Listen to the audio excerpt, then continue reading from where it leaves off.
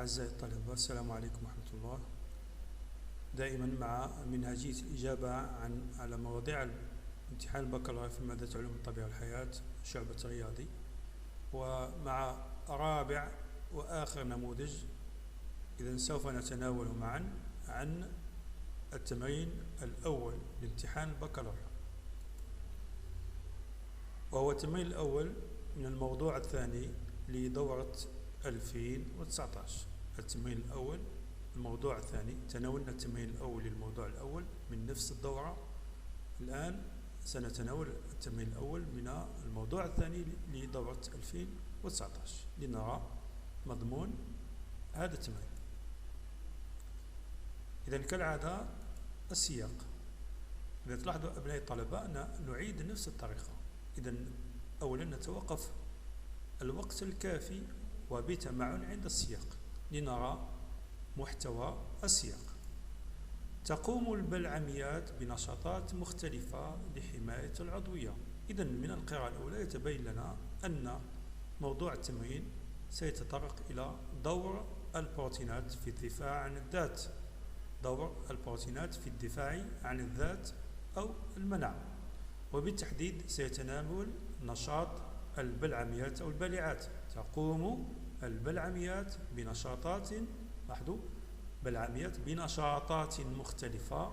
إذن عرفنا أن للبلعميات أدوار وليس دور واحد في الاستجابة المناعية لحماية العضوية، بما تملكه من جزيئات بروتينية غشائية خاصة.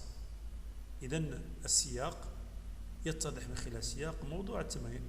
سوف يتكلم عن البروتينات الغشائية للبالعات ودورها في حماية العضوية، أي الأنشطة المختلفة لهذه البروتينات التي تملكها الخلايا البالعة. السند.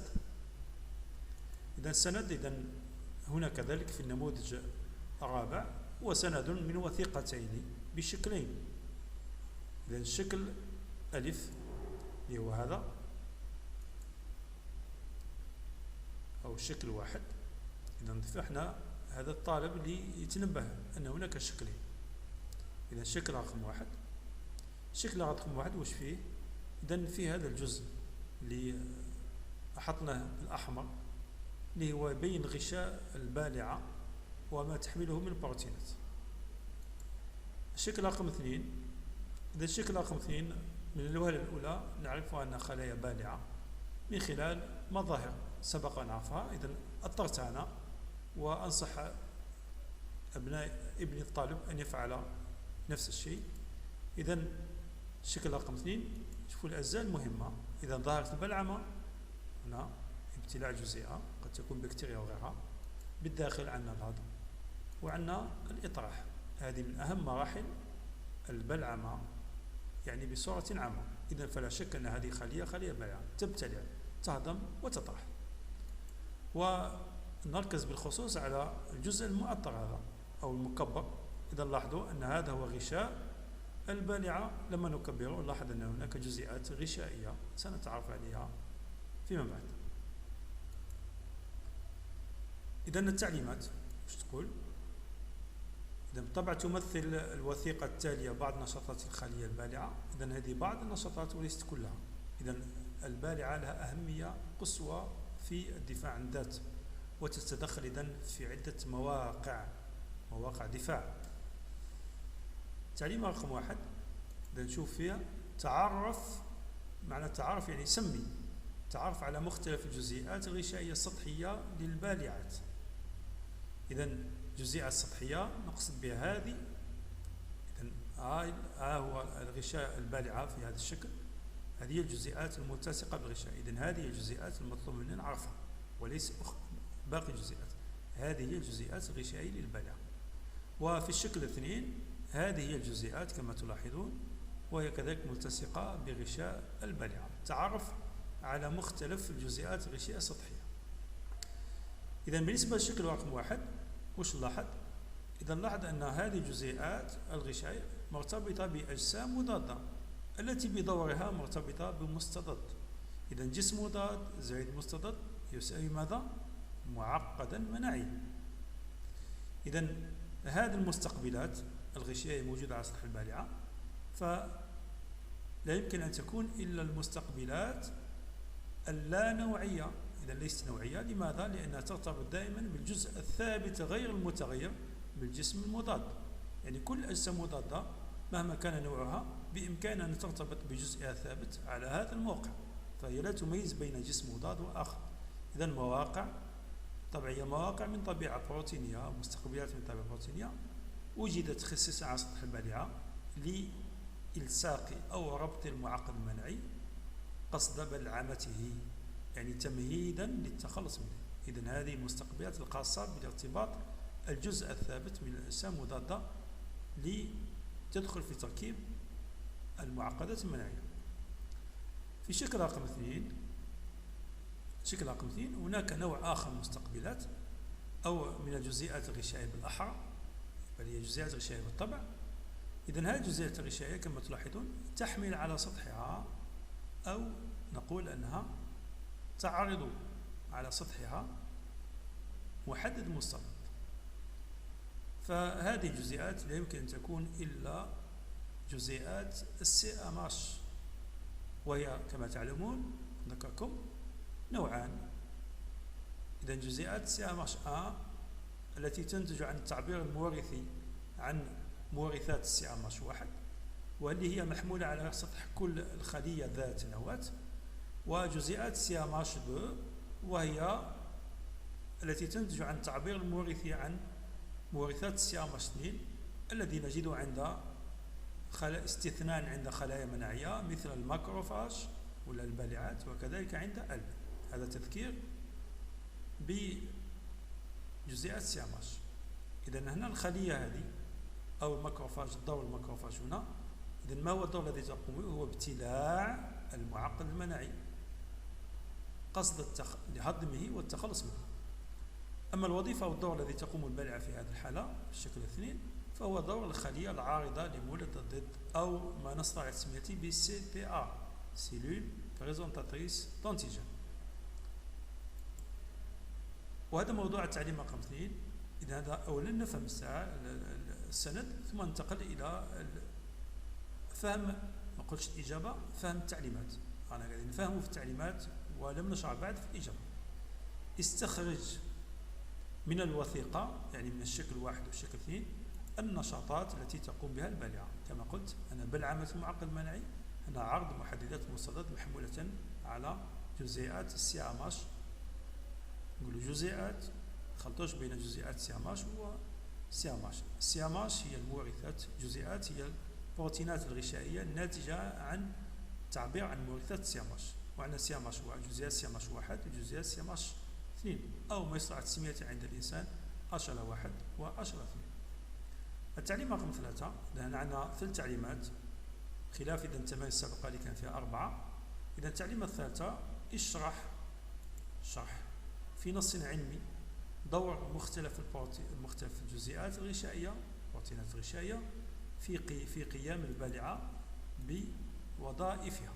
نروح الإجابة نموذجية. التمرين الأول إذا تضمن التعرف على مختلف الجزيئات السطحية هي، إذا هنا لو لاحظتم أن في السند لم ترد هناك بيانات مرقمة، إذا هناك رسومات وأشكال يتضمن التعرف على مختلف الجزيئات السطحية. إذا ما نتعرفوش إلا على ما هو سطحي على البالعة. ما يوجد من جزيئة سطحية عندنا هذه الجزيئات، شوف هنا، وهذه الجزيئات وفقط. إذا عندنا جزيئات CMH1 و CMH2 اللي هي هذه في الحالة هذه. إذا هذه قد تكون CMH1 أو HLA1 H2، والمستقبلات الغشائية للقطعة الثابتة المضاد للجسم المضاد هي هذه. إذا المستقبلات الغشائية هذه للقطعة الثابتة جسم مضاد اللي هي هذه القطعة الثابتة نذكركم من المعقد المناعي اللي هو هذا المعقد المناعي جسم مضاد زائد مستضد. يعني في معادلة نقولوا جسم مضاد زائد مستضد يساوي معقد مناعي. هذه التعليمة الأولى هو التعرف على جزيئات السطحية أو الغشائية. التعليمة الثانية استخراج النشاطات التي تقوم بها الخلية البالعة حسب الوثيقة إذا للبالعة نشاطات كثيرة. إذا هنا عندنا نشاطين فقط. النشاط الأول يبرز من خلال الشكل الواحد، ونشاط ثاني يبرز من خلال الشكل الثاني. إذا بلعمة المستضد، إذا هي تبتلع المستضدات كما تلاحظ هنا بلعة، ظاهرة البلعمة تبتلعه وتهضمه وتفككه وتتخلص منه. إذا كانت عارضة إذا تقوم بعرض محدداتها على الخلايا المناعية قصد تحسيسها. إذا البلعمة المستضد بصفة عامة شفناها من خلال المراحل اللي ذكرناها: ابتلاع، هضم، وإطراح. النشاط الثاني تقديم البيبتيد المستضدي. عرض البيبتيد المستضدي مرتبطا بمعقد التوافق النسيجي سياماش، يعني بجزيئات سياماش اللي هي تظهر من خلال الإطار هذا. إذا هنا العرض دور CPA. والنشاط الثالث الذي يظهر من خلال الشكل رقم 1. إذا النشاطين يظهران من خلال الشكل 2، ونشاط واحد يظهر من خلال الشكل 1. إذا ما هو هذا النشاط؟ تثبيت المعقد المناعي جسم مضاد مستضد وبلعمته للقضاء على المعقد المناعي بوصف نهاية الجزء الثابت للجسم مضاد على مستقبلات نوعية في غشاء البالعة. سبق أن ذكرت هذا. إذا تقوم بتثبيت المعقد المناعي بارتباطها بالقطعة الثابتة أو الجزء الثابت للأجسام المضادة المساهمة في المعقد المناعي قصد إذا بلعمتها تمهيدا للتخلص منه. ذكركم في الاستجابة المناعية الخلطية فنقول أن تشكل المعقد المناعي لا يمثل نهاية المستضد أو لا يمثل نهاية الاستجابة. متى تنتهي الاستجابة؟ بالتخلص بالمعقد المناعي، ويتم ويتحقق ذلك بفضل البالعة التي تقوم بابتلاعه وتفكيكه قصد التخلص منه. إذن هذه الإجابة عن التعليمة رقم 2. التعليمة رقم 3 اللي هي النص العلمي. إذن النص العلمي كما قلت يرد في مقدمة دائما مشكل علمي. تتدخل البالعة في مستويات مختلفة، في مواقع مختلفة، مواقع دفاع مختلفة. إذن من الاستجابة المناعية بفضل جزيئاتها الغشائية، فكيف تتمكن من ذلك؟ إذن بإمكان طرح السؤال بصيغة أخرى: كيف تستعمل الخلية البالعة مستقبلات غشائية في الدفاع عن الذات؟ إذن في العرض وجعلنا بواسطة جزيئات الغشائية سياماش 1 وسياماش 2 تكون يعني بروتينات سياماش 1 وبروتينات سياماش 2 تقوم البالعة بعرض محددات المستضد لتتعرف عليه الليمفويد تي تعرفا مزدوجا. عندنا التويت تتعرف على المستضد أو المحدد المستضد أو البيبتيد المستضدي معروضا على جزيئات سياماش 1، بينما تتعرف عليه التيكات إذن معروضا على جزيئات سياماش 2.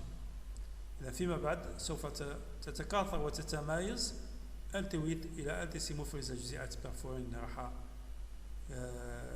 تقصي المستضد، بينما يسبق ذلك إذا تكاثر وتميز التيكات إلى التيكات مساعدة أو التهاش مفرزة لجزيئات الانترلوكين رقم 2 اللي راح ينشط ويحفز التويت على التكاثر والتميز إلى التسي إذا مفرزة البيرفورين.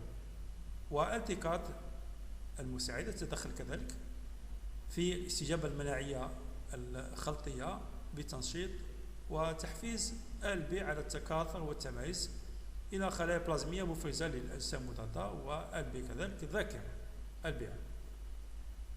إذن هذا كله يجي بعد العرض. إذا لاحظوا دور البالعات عندما تحسس التويت وتحسس التيكات ما الذي يحدث؟ إذن تكاثر وتميز. إذن يلي المرحلة الثانية اللي هو التكاثر والتميز بعد المرحلة الأولى. إذن تتكاثر وتتميز التيكات إلى التيكات المساعدة التي مفرزة الانترلوكين 2 الذي تحفز بدورها والتويت على التكاثر والتميز إلى التسي مفرزة البيرفورين يعني التي سام. هذا جانب من نشاط البالعة. نشاط البالعة كذلك إذن لها دور في أنها تثبت المعقد المناعي إذن بواسطة مستقبلات الغشائية النوعية من نهاية الجزء الثابت، تثبيت البالعات للمعقدات المناعية الناتجة ثم بلعمتها والتخلص منها. يعني هذا يجي في نهاية الاستجابة المناعية الخلطية. وفي الأخير في الخاتمة بفضل جزيئات الغشاء البروتينية. إذن هنا عندنا زوج اللي هي جزيئات سياماش 1 و 2، إضافة إلى مستقبلات القطعة الثابتة من الأجسام المضادة للمعقدات المناعية. بفضل هذه الجزيئات تتدخل البالعات الكبيرة في انطلاق الاستجابة المناعية النوعية من خلال تقديم محددات وفي نهايتها. مش معناتها في الخاتمة أن البالعات تتدخل في بداية الاستجابة كخلية عارضة لمولد الضد CPA بعرض محددات المستضد محمولة على جزيئات سياماش 1 وجزيئات سياماش 2، وتتدخل كذلك في نهاية الاستجابة. وهنا نهاية الاستجابة المناعية الخلطية، وذلك بعد تشكل المعقد المناعي تتدخل بابتلاع المعقدات المناعية والتخلص منها، وتكون تلك نهاية الاستجابة المناعية الخلطية. وبهذا النموذج الرابع نكون قد عالجنا 4 نماذج للتمرين الأول من موضوع امتحان بكالوريا لمادة علوم الطبيعة والحياة لشعبة الرياضي. وفي الحصة المقبلة يكون لنا موعد إن شاء الله مع نماذج أو أول نموذج للتمرين الثاني من امتحان علوم الطبيعة والحياة لشعبة الرياضي دائما. والسلام عليكم ورحمة الله وبركاته.